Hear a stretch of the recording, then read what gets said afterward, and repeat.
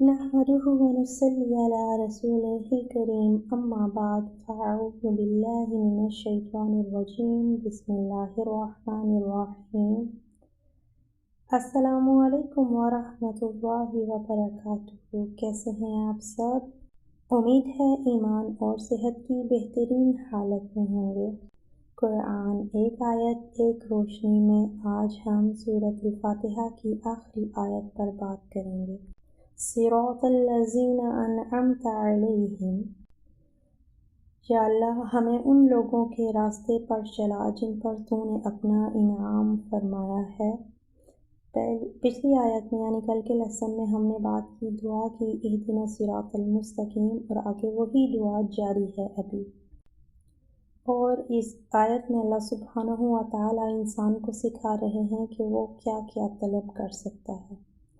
تو راستہ ان لوگوں کا جن پر تو نے انعام کیا، اور سورۃ النساء کی آیت 69 میں کل ہم نے دیکھا تھا کہ 4 لوگوں کا ذکر تھا، انبیاء، صدیقین، شہداء اور صالحین۔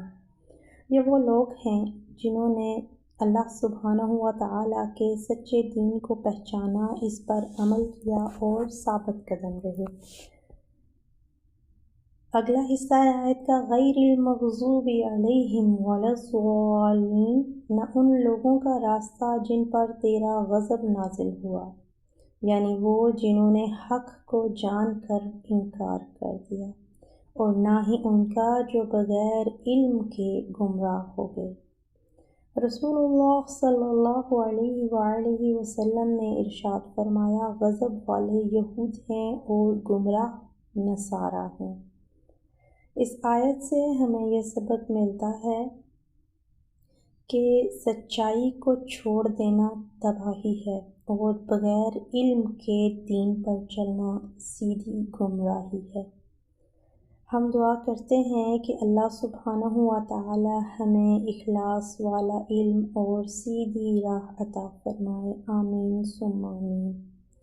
اس آیت کے بعد آمین کہنا لازم ہے۔ صراط الذین انعمت علیہم میں اللہ سبحانہ و تعالی نے انعام یافتہ لوگوں کا تذکرہ کیا، جن میں انبیاء جو کہ سچائی کے گواہ، شہید اور بہت سے نیک لوگ شامل ہیں۔ یہ وہ لوگ ہیں جنہوں نے ایمان، علم اور عمل تینوں کو یکجا کیا ہے، اسی کو کامل ہدایت کہا جاتا ہے۔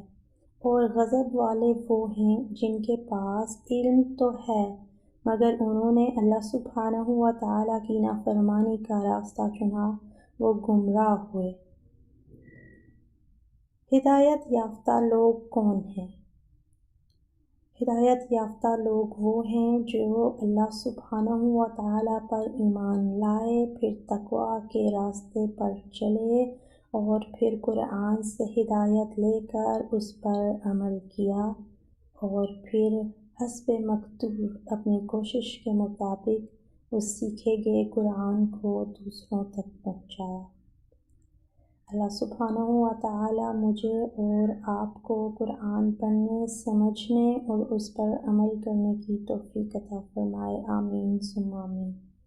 اگر آپ کو اس ویڈیو یا ریکارڈنگ کی کوئی ایک بات بھی اچھی لگی ہے تو پلیز چینل کو سبسکرائب کر دیجیے گا۔ جزاک اللہ خیر و احسن الجزاء فی الدنیا والآخرہ۔